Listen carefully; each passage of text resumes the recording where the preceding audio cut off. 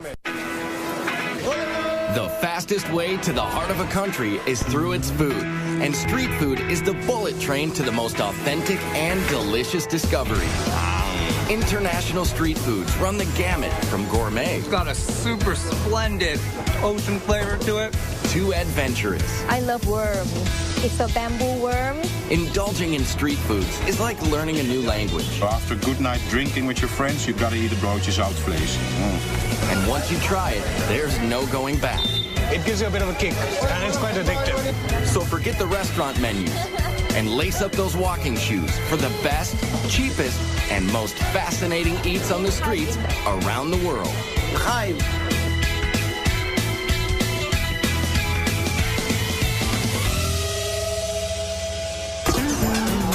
Food.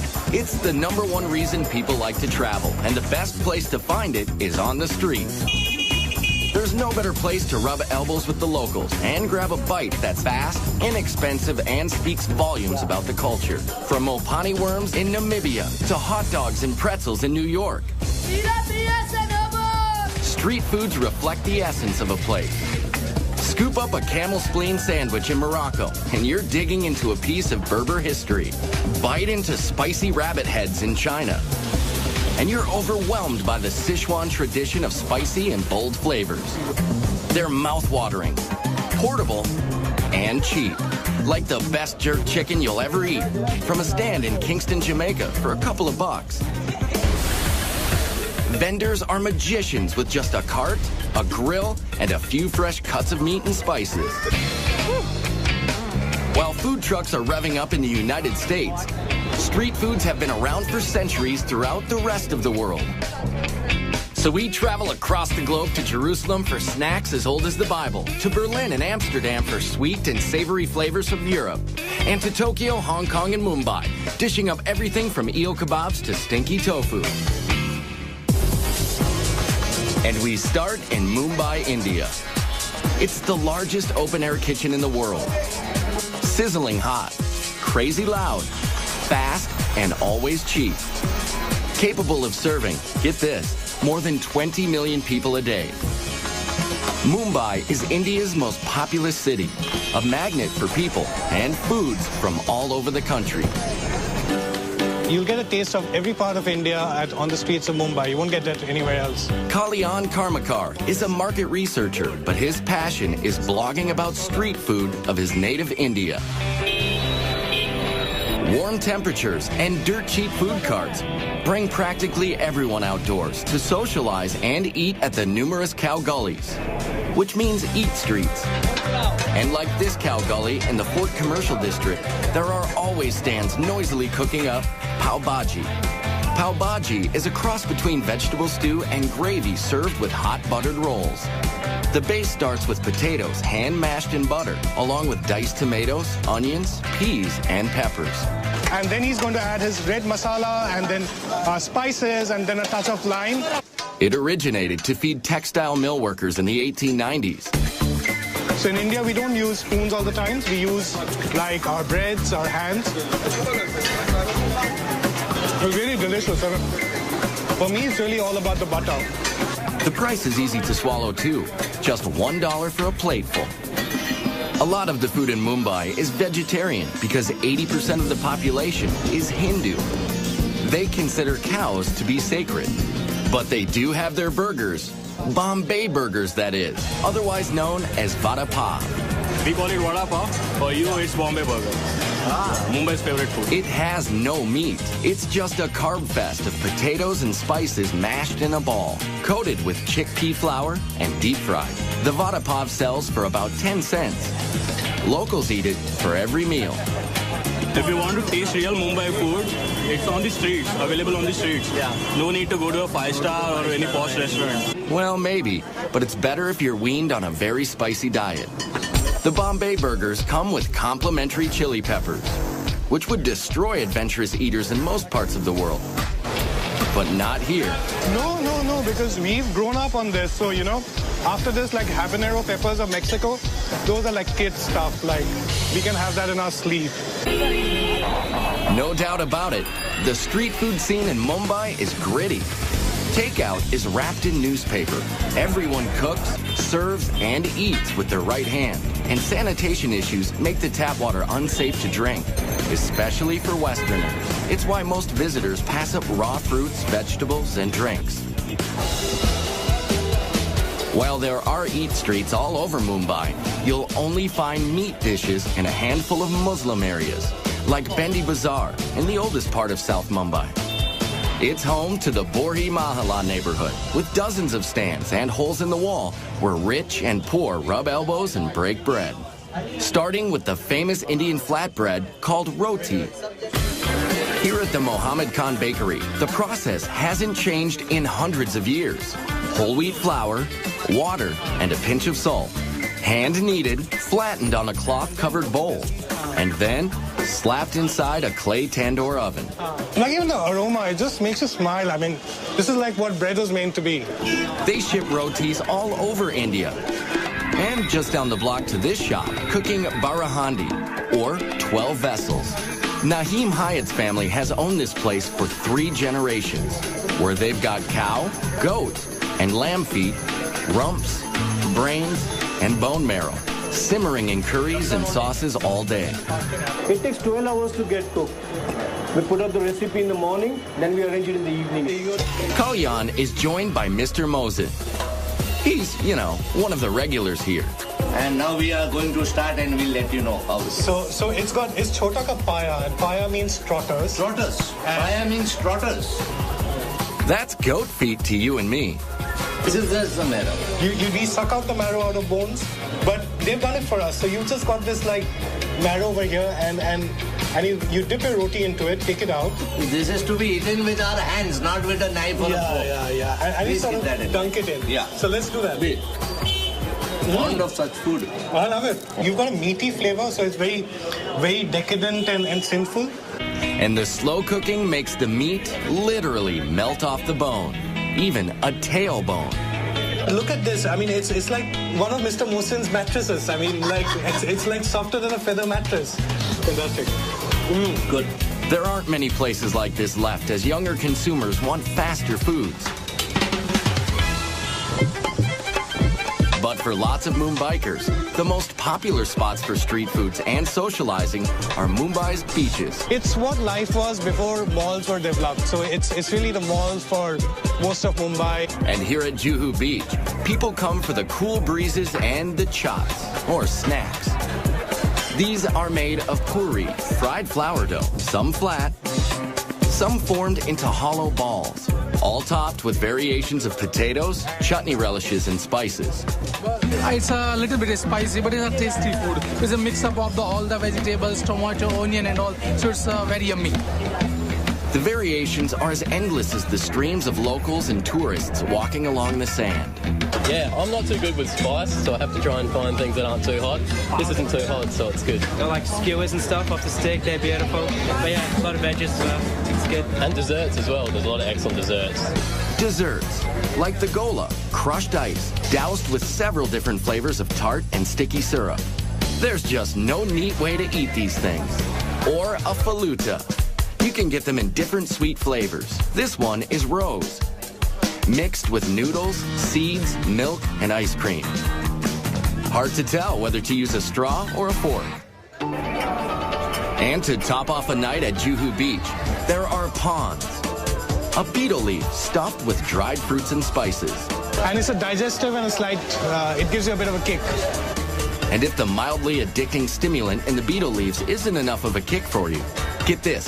They dress them with a thin layer of real silver, just for show. But you don't need silver to eat like a king in Mumbai. Because the street food is so incredibly cheap and delicious. I love Mumbai. I'm addicted to Mumbai. It's a bit like Hotel California. Once you check in, you just can't check out. And while it is tempting to linger in India, why miss out on one of the most delectable combinations of sugar and butter you'll ever find? They're very good. This diet buster is coming up later in Amsterdam. But first, it's time to pack on the protein. And in Bangkok, it either slithers, scurries, or squirms. I love worm. It's a bamboo worm.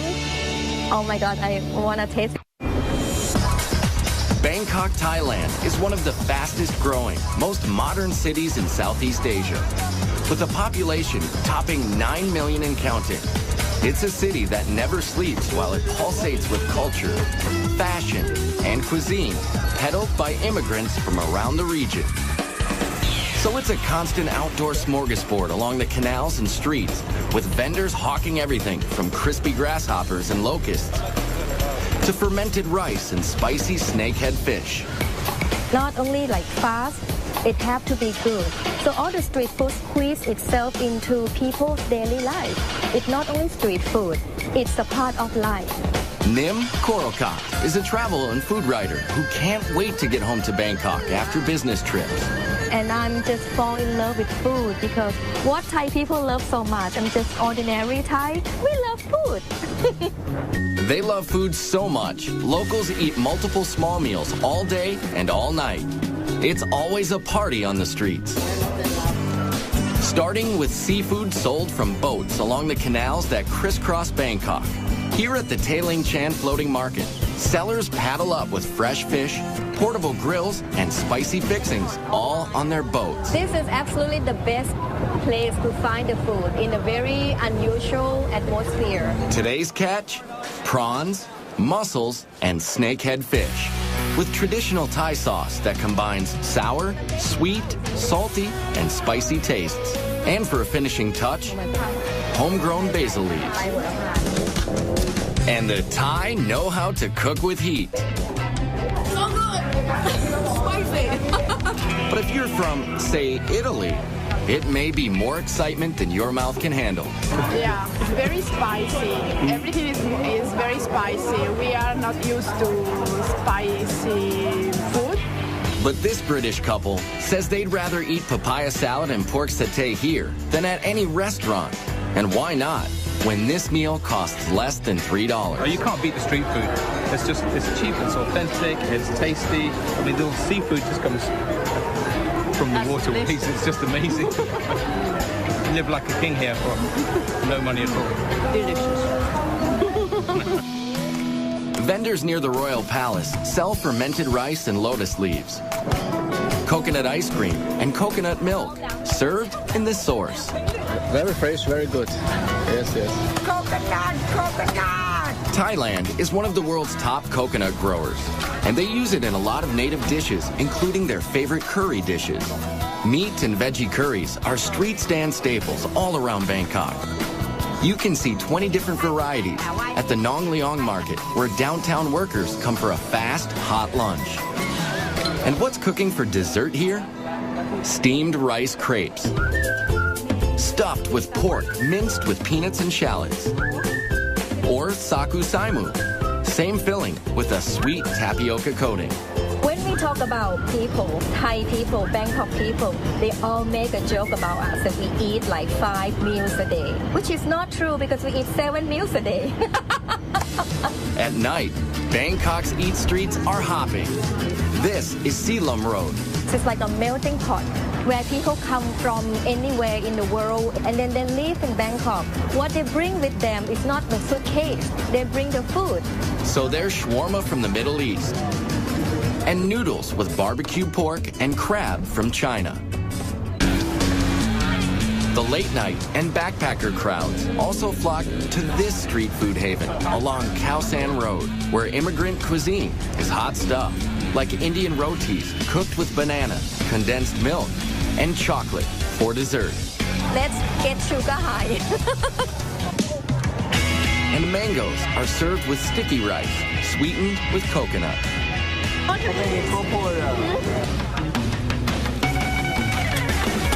And it wouldn't be Thailand without pad thai. But this iconic dish is cooked in several different ways, down to the choice of 4 kinds of noodles. This close to the sea, shrimp is a popular version. It's cheap and it's safe and it's really nice. But here's where it gets interesting. Yes, we've saved the best for last. Crunchy, spicy, crispy, bugs. I love worm. It's a bamboo worm.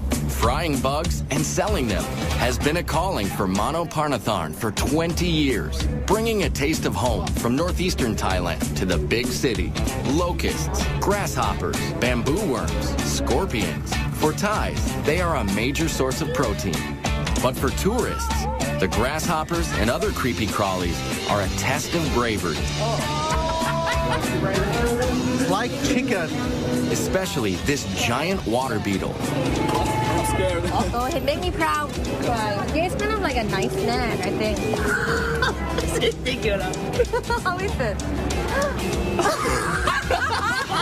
And how about a baby frog chaser with a spritz of soy sauce? You see, good. Like a chicken, yeah. Yeah, like thin chicken.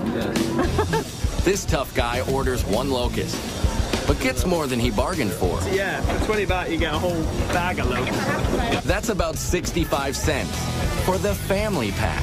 Very salty and crunchy, which I thought they'd be sweet locusts, to be honest with you. And I'm a little disappointed, but it's not actually terrible if you don't think about it too much. But it's impossible not to think about what you're biting into in Hong Kong, where your nose keeps reminding you. I smell dead people. That's what's coming out of this bag. That's coming up later. But first, it's Back to the Future in Germany, where you find an ingenious cross between the Jetsons and age-old tradition. It's the best I've ever eaten. Visitors to Germany come to savor the old world charm or stop at milestones of history, like the site of the shattered Berlin Wall. Restaurants are usually expensive, and you don't hear much about the street food. But you can find cheap eats at a nearby Imbiss, which means food stand in German. You'll find them all over the outdoor weekend markets in Berlin, like the Winterplatz. Vendors dish up plenty of German favorites, like soups, strudels, and pickled fish. But ask any Berliner, and they'll tell you the best is worst. Bratwurst. Commuters get them hot and on the go at metro stations from the sellers who look like something out of Star Wars. Very good, yes. What here is the best that you gift in Beijing. They're called grill walkers, one-man sausage band, strapped into a combo propane tank and grill contraption. Now this is mobile food. But the most beloved brat in Berlin is the currywurst. Pork sausages grilled and doused in curry and tomato sauce. And one of the most famous currywurst joints is Curry 36, where you can eat inside or out. But most currywurst is grab and go. I asked them where you can get the best currywurst in Berlin, and they told me Curry 36. So I'm here now to taste, and it's great. Urban legend has it that in 1949, a German housewife traded liquor to British soldiers for the hard-to-find curry spices. She cooked up the cheap but filling dish. This meal deal is less than $4. Oh yeah, really good. Over the years, Germans have acquired a taste for Mediterranean fare brought by Turkish immigrants like this modest guy. Come to Mustafa's Kreuzberg, Berlin City, richtig. Best kebab in town. Doner kebabs are like heroes, an oversized sandwich made of pressed spiced chicken, veal, or lamb, sliced paper thin and piled high with veggies in a pita, all for about $4. I love kebab, yeah? Before, I don't found a good kebab, and I think I must make the best. Food writer Steen Hansen agrees. Got lovely meat here. We've got some feta cheese, onions, salad, some pieces of potato. Just delicious. And if you're on the hunt for another European street food adventure, head west to the Netherlands. Amsterdam is known as the Venice of the North because of its canals and seafood. We eat the shrimps, we eat the eel, we eat herring. Boy, do they eat their herring. Vandaag voor u wel. Dutch foodie Francis Broekhausen gets his fix at Dappermarkt Street Market. Raw herring is salted for several days and sliced into bite-sized pieces with raw onion and pickled gherkins thrown in. They leave the pancreas inside, so the enzymes, they make the flesh really soft. Oh. It's good. Delicious. Cod is another favorite Dutch street food. In a batter with a lot of spices and herbs. And just like in Germany, Amsterdam's large immigrant population is mixing it up. It's a lot of influence of different cultures. So we have Suriname people, Moroccan, Turkish. Immigrants who cook up dishes like baga, which are donuts made of chickpea flour. Or these sandwiches. They're called broodje zoutvlees. This is fiery stuff. Sticky, gooey, hot. They are stuffed with spicy, fatty, cured beef, brought by immigrants from Suriname. Look at this. Animal fat. And all over Amsterdam, you'll find snack kiosks popular with tourists and the drinking crowd. Like the carb-loaded street foods across the canals in the Albert Cupmarkt. Bet these fries smothered in mayo can cure a hangover. Yeah, mayonnaise, baby. Oh my goodness. Folks also flock to outdoor markets to avoid the pricey restaurants, even if some of the street eats are a mystery. Still not quite sure what kind of meat this is, but it's delicious. Less adventurous tourists head straight for the famous Dutch sweet stands. This you can find all over Holland. The stroopwafel. Stroopwafels are a Netherlands creation dating back to the 1700s. 2 paper-thin cookies with sweet caramel honey slathered in the middle. This one is a secret family recipe. My father was busy getting the perfect recipe for many years. And finally he got it. Very good. It's awesome. Very sweet, warm, tasty, rich. And the other uniquely Dutch street food dessert starts with a similar sweet batter, but with different results. These are called proffertjes, which means to puff up. Miniature puff pancakes. His grandfather used to hawk the mini pancakes at traveling carnivals. Flour, milk, eggs, and some secret ingredients where I can talk about. Okay, I can understand. Yet another Dutch health food, served hot and topped with powdered sugar and butter. Lots of butter. They're very good. Yeah. Very good. Yeah. From artery-clogging goodness in Amsterdam to a bitter dessert in Hong Kong. Coming up next, turtle jelly. It's just what the doctor ordered. It's usually sexual potency for guys or beauty for women.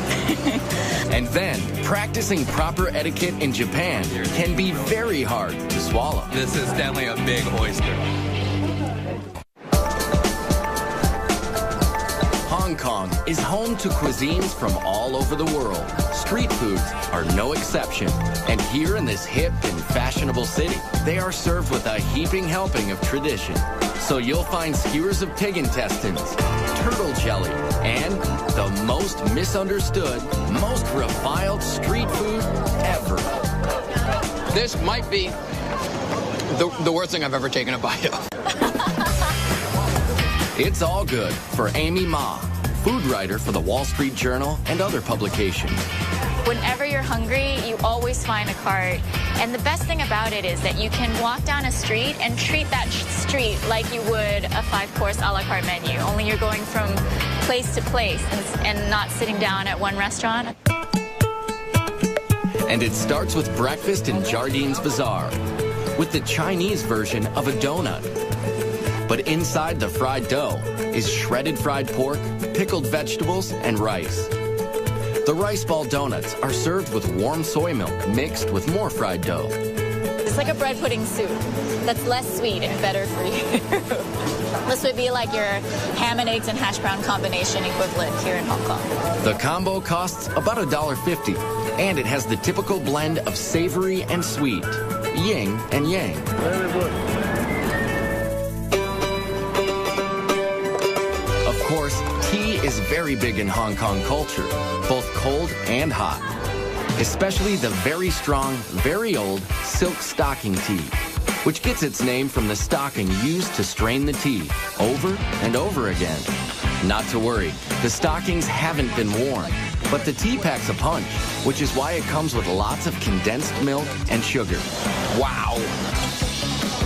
One of the most beloved street snacks in Hong Kong is the egg or custard tart.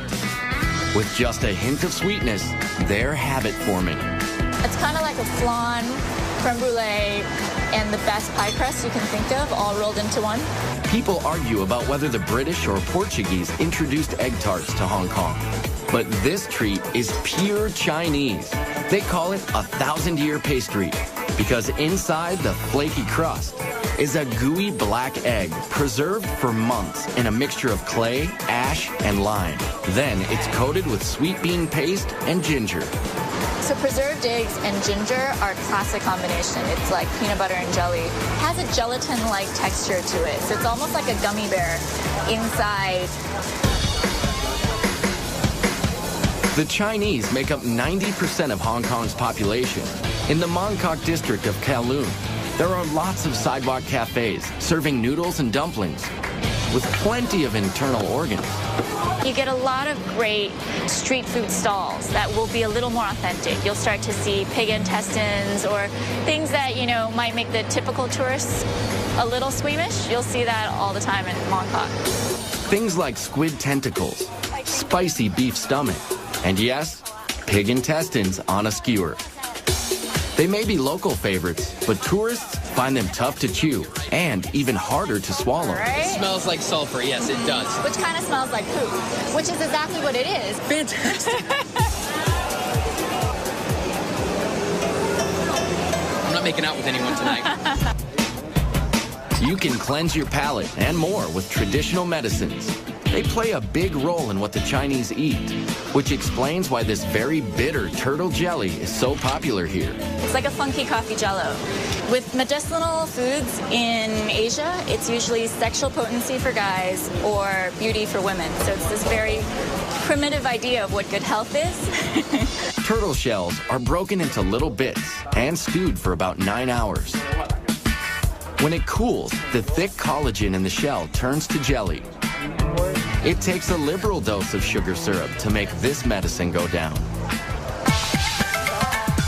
But the real test of just how far you're willing to go for authentic Hong Kong street food begins long before you lay your eyes on it. It's called stinky tofu. The smell is horrible. And just one whiff is enough to send tourists running the other way. Try a little bit. No. It's actually really rare to find these on the streets these days. A lot of the stands have been outlawed because it just smells so bad. This tofu soaks in rotting vegetable matter for several months. And then it's fried and served with a dribble of hoisin sauce. Dead people in my mouth right now. And seriously, most tourists won't go near it. It's really not that bad. But a couple of our crew members were willing to taste one for the team. That's horrible. You just can't breathe while you're doing it. Yeah. And that's the adventure of eating street food in Hong Kong. Some foods just can't cross the cultural divide, but that's all part of the fun. Coming up next in Tokyo, it's all about freshness and technique, where minding your manners can be one hot proposition. Then, an age-old ingredient in Jerusalem cures everything from aches and pains to wrinkles. You'll become a more beautiful boy. Eating in Japan is all about art and etiquette, down to the smallest of street food stands and the grittiest of neighborhoods. Like the stalls around the Tsukiji Fish Market in Tokyo, where everything is immaculate and fresh. Yes, Tsukiji Fish Market is the most famous and biggest fish market in the world. Here you'll find every kind of fish and seafood imaginable. Much of it served raw. The sushi is definitely the freshest in the world. Yasuhisa Chiba, a culinary student whose family is in the seafood business, says it's that obsession with freshness that sets Japanese street food apart. Like this rice bowl loaded with raw fish for about $15, about a third of a restaurant price. This is a donburi, or a sashimi over rice. Very popular around here because everything is in one place. It's very rustic, easy to eat, and inexpensive, but super good. This squid is looking absolutely delicious. So is the raw tuna and whole shrimp. The uninitiated only eat the tail. Those in the know also go for the head. Brains, it's what's for lunch. It's got a really hearty umami flavor, nice and rich, not too salty, not fishy at all. You hear the word umami a lot in Tokyo. It's used to describe a savory, earthy taste. Here at the Tsukiji Fish Market in Tokyo, it's a point of pride to handle raw fish as little as possible, because heat from a person's hand can spoil it. Yes, Japanese people love healthy food. They like simple preparations that don't mess with the product at all. This is about as basic as it comes. Unagi, or freshwater eel, grilled to perfection. In the summer, it's very popular to eat because it gives you strength and stamina. Unagi has great fat content to it. It's real moist, real rich. It's basted in a subtle mixture of soy sauce, sugar, and mirin, which is a sweet sake. There's nothing subtle about the stand next door, selling giant raw oysters. Look how huge that is. Protocol dictates you've got to swallow it whole, no matter how big it is. This is definitely a big oyster. Quite literally, a mouthful of ocean flavor. First thing was salt. And the really meaty, super good. Another popular street food is much easier to swallow. It's ramen soup with lots of noodles and broth. You have to slurp. I know it's very rude in America to slurp your noodles or pasta, but in Japan you have to do it for it to be delicious. There are a lot of rules you need to know when eating in Japan, like how to bow to your server, how to add wasabi, when to pick up food with your fingers, and yes, the right way to slurp soup. Slurping helps you breathe in the aroma. The Japanese experience food with all of their senses, like the way they eat takoyaki or octopus balls. At this stand in the Amiyoko district, a no-frills outdoor market full of food stalls. To be clear, these are not octopus testicles, they are octopus tentacles, chunked into a pancake-type batter.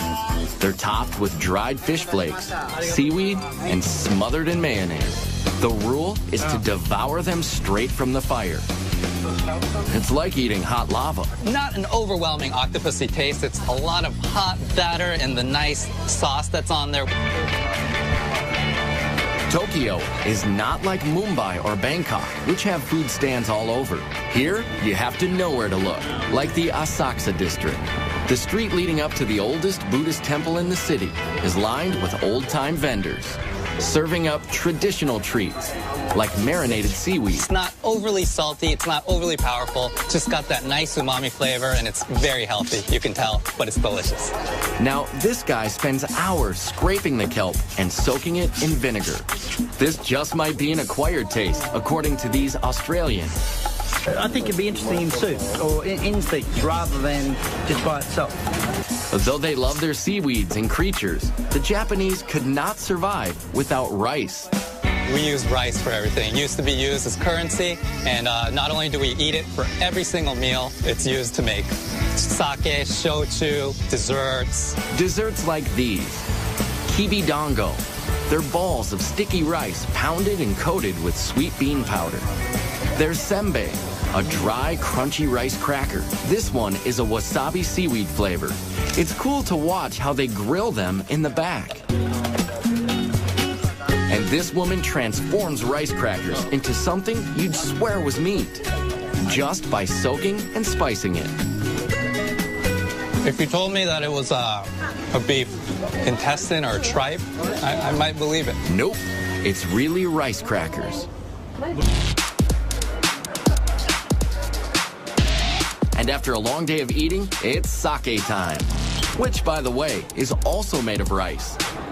After dark, the working crowd heads here, Yakitori Alley, under the downtown train tracks. Yakitori are bite-sized pieces grilled on small skewers. 2 skewers cost less than $4. Right now I'm going to try some livers and the rear end of the chicken. There's been a head-to-tail trend in Japan for centuries, and they're always scrupulous about food safety and cleanliness. Just from hearing its tail, you might think it's disgusting, but this is really good. Or stick your skewers into these morsels: pig's head, chicken thigh, heart, or cartilage. It's fatty, a little bit fatty taste. It's not totally, it's not unpleasant at all, actually. It seems to be quite crunchy and crispy. It's good, actually. Never thought I'd eat it, but I'm eating it. The heart is excellent as well. It really, really is good. Jolly nice and splendid. Minimal cooking, minimal interruption from the chef. So whether it's cooked simply or simply not cooked, Tokyo street food is calling you like a sidewalk samurai with your chopsticks and skewers. Kampai! Coming up next, one of the oldest cities in the world dishes out street fare that just might hold the secret to world peace. My mouth thanks you. Thank you. Jerusalem is one of the oldest cities in the world. It's the crossroads of religious and cultural tradition from Africa, the Middle East, and Europe. Its tumultuous history can be felt in every narrow street and alley. Even its street foods take you back to another time, with origins from many other countries, especially those sold at the Mahane Yehuda market in the center of town. And in the middle of the market is Uzi Eli Hazy. He's known simply as the juice guy.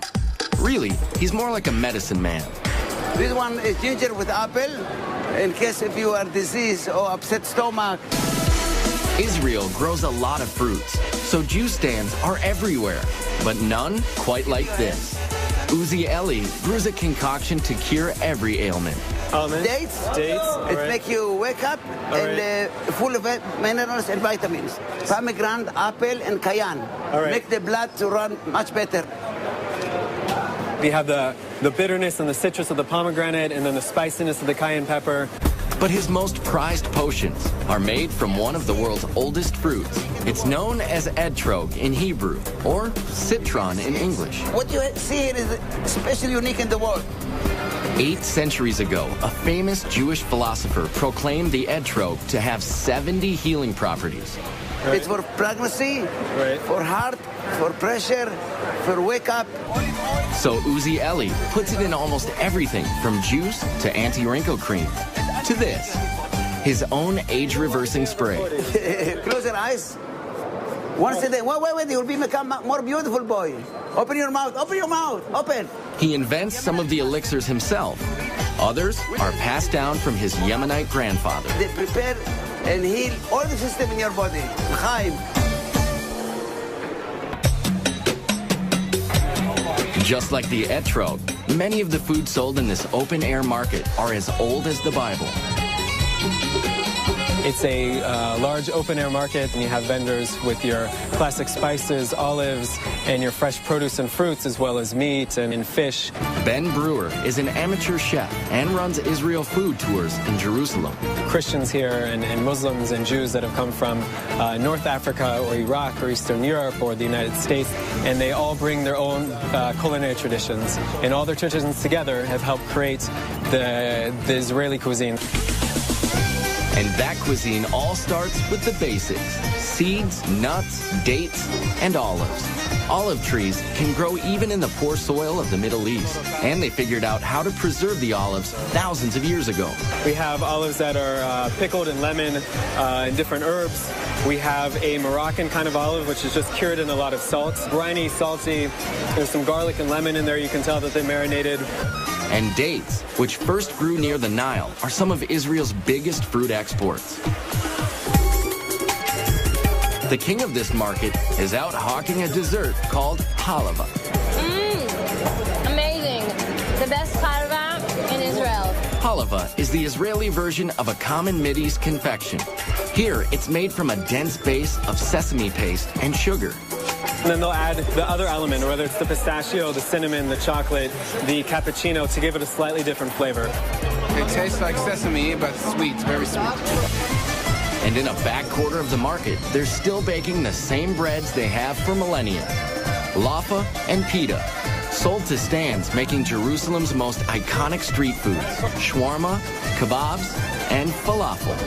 Every ethnic group makes its own versions of falafel, but they're all basically ground chickpeas and spices, molded into little balls and deep fried. It's so good, really, because also it's crispy. All of the people around the world like falafel. Kebabs also originated in the Middle East, and although many cultures have adopted them, you can't beat the real thing just outside the ancient walled city of Old Jerusalem. And at $5...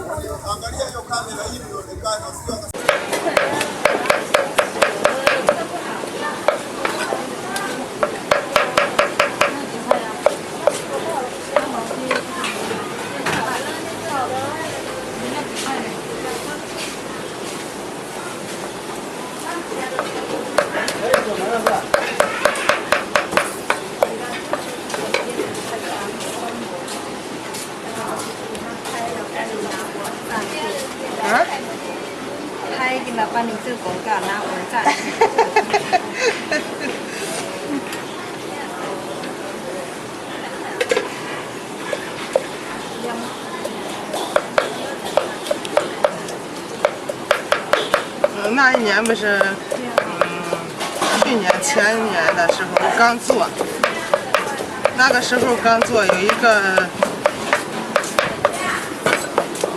一个老外嘛给我拍到了，上到报纸上。